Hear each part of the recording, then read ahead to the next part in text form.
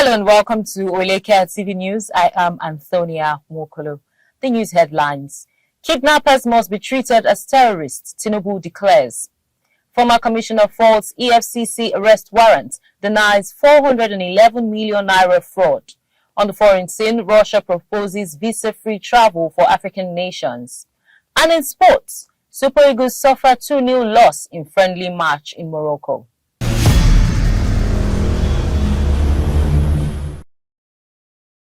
Welcome back. Now the news in details. President Bola Tinubu has declared that individuals involved in despicable crimes such as kidnapping must be treated as terrorists. The president made the declaration on Tuesday at a Ramadan dinner with members of the federal judiciary led by the Chief Justice of Nigeria, Justice Oweleke. Reiterating the government's resolve to defeat banditry, the president said those who resort to kidnapping children are cowards, incapable of confronting the minds of the Nigerian armed forces. On the review of salaries of judicial officers, the president pledged that his administration will continue to implement necessary reforms to improve the welfare and working conditions of judicial officers. President Tinubu expressed gratitude to the judiciary for their dedicated service to the nation, acknowledging their role in upholding the respectability of the judicial arm of government.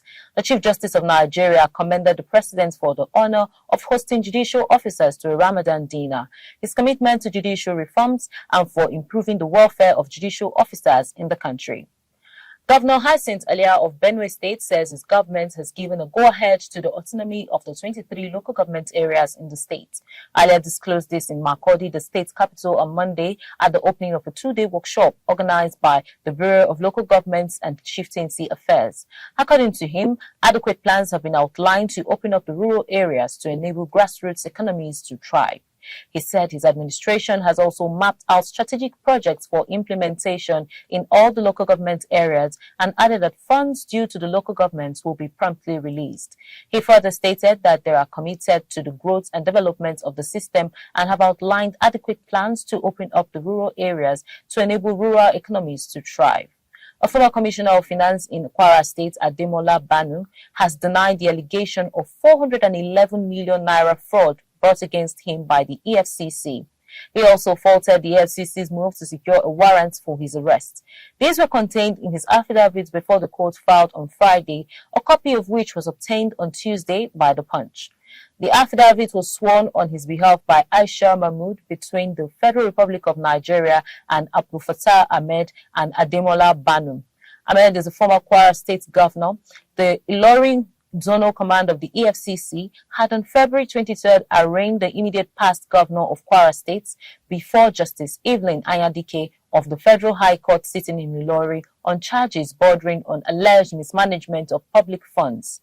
According to a statement on the EFCC's website, when the matter was called, the EFCC's lead counsel, Rotimi Jacobs, informed the court that Banu jumped an administrative bail granted him by the EFCC and efforts to arrest him have proved abortive.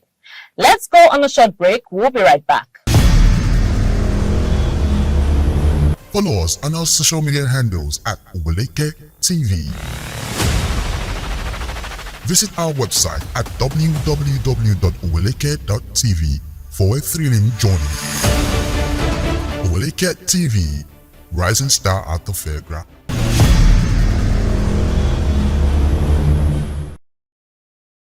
Welcome back. A woman identified as Elizabeth Davies, who lost her baby just after delivering prematurely at the Ajeromi General Hospital in the Ajegunle area of Lagos State, has been detained by the management over her inability to settle her medical bill of 323,000 naira.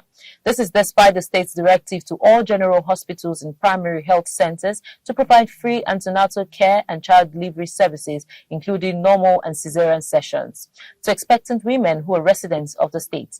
The government explained that the initiative was part of relief measures to cushion the hardship faced by residents due to the removal of fuel subsidy by the federal government. Sanwo-Olu stated during a media interview in February 2024 that there is an arrangement for free delivery, including cesarean sections at government hospitals, adding that his administration will also give a rebate on some particular drugs at the state government hospitals. However, this does not seem to be the case at a Jeremy General Hospital, where the infant remains and the mother are being held due to the family's inability to clear about $323,000 in medical bills. The Nigerian Security and Civil Defense Corps Commandant, General Special Intelligence Squad, has uncovered a massive illegal oil refining site in a forest in the Odagwa community of Eche local government area of Rivers State. According to the NSCDC, the site has 10 illegal refineries with an estimated 500,000 liters of crude oil contained in about 50 illegally constructed reservoirs. The security agency said it arrested 5 suspects during a raid on the site. The NSCDC spokesman, Rivers State Command Olufemi Ayodele, disclosed this while parading the suspects before newsmen. Ayodele said the site was uncovered based on credible intelligence gathered. He stated that the Commandant General of the NSCDC, Dr. Ahmed Odi, has reiterated over time that all acts of economic sabotage would be fought to a standstill, as suspects arrested would face the full wrath of the law, irrespective of the sponsors. The state NSCDC spokesman said that suspects will face prosecution at the end of the investigations. The Central Bank of Nigeria, led by Governor Olayemi Cardoso, is actively investigating irregular foreign exchange transactions and forward contracts valued at approximately $2.4 billion. This inquiry follows an extensive audit by Deloitte, which scrutinized $7 billion debts accumulated under the bank's previous leadership. In the aftermath of the 294th Monetary Policy Committee meeting in Abuja, Governor Cardoso disclosed to journalists that the investigation supported by the Efcc, among other security bodies, aims to clarify the legitimacy of these foreign exchange allocations identified as problematic by the audits. The crux of the investigation lies in the audit findings that a significant portion of the scrutinized transactions lacks proper documentation and in many instances were deemed outright illegal. However, the unfolding investigation has raised concerns within the organized private sector, with some entities contemplating legal action against commercial banks for unresolved forex bids. Up next are stories on the foreign scene after the break. Follow us on our social media handles at Oweleke TV. Visit our website at www.oweleke.tv for a thrilling journey. Oweleke TV, rising star at the fairground.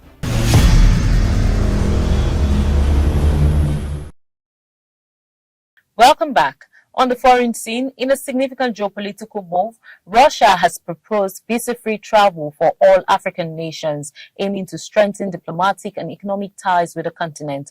President Vladimir Putin's growing popularity among African leaders has led several countries, including Burkina Faso and Niger, to reconsider their alliances with the West in favor of closer relations with Russia. This proposal could streamline travel and facilitate increased cooperation between Russia and Africa. Furthermore, Russia has already established visa-free arrangements with 6 African countries, with discussions underway to expand this agreement to additional nations. Additionally, Russia offers citizenships to Africans who serve in its military, with recent decrees allowing individuals involved in military operations in Ukraine to apply for citizenship for themselves and their families. In entertainment, MultiChoice, organizers of the Big Brother Naija show, has announced auditions for its 9th season. Big Brother Naija, in a statement on its official X page, announced that the application for audition, which is slated to commence on Wednesday, March 27, 2024 at 8 p.m., comes with a new format. In a new twist, the organizers said contestants of the upcoming 9th season will audition in pairs. According to the organizers, auditioning pairs can be close friends, family members, romantic partners, or any combination that embodies a dynamic duo, stating that this year it's search for dynamic duos that love the show and can turn up the heat in Biggie's house.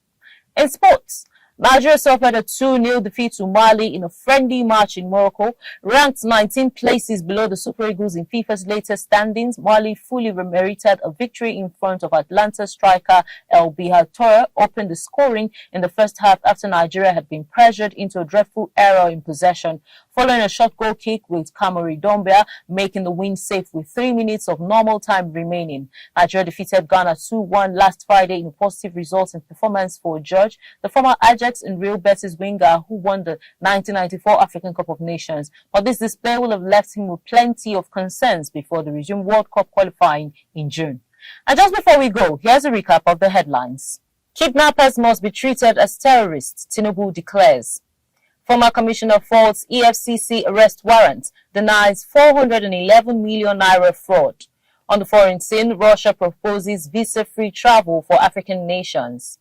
And in sports, Super Eagles suffer 2-0 loss in friendly match in Morocco. That's the package on our news bulletin. Kindly follow us on all our social media platforms at Oweleketv. Visit our website at www.oweleketv. I am Antonia Nwokolo. Thank you for watching.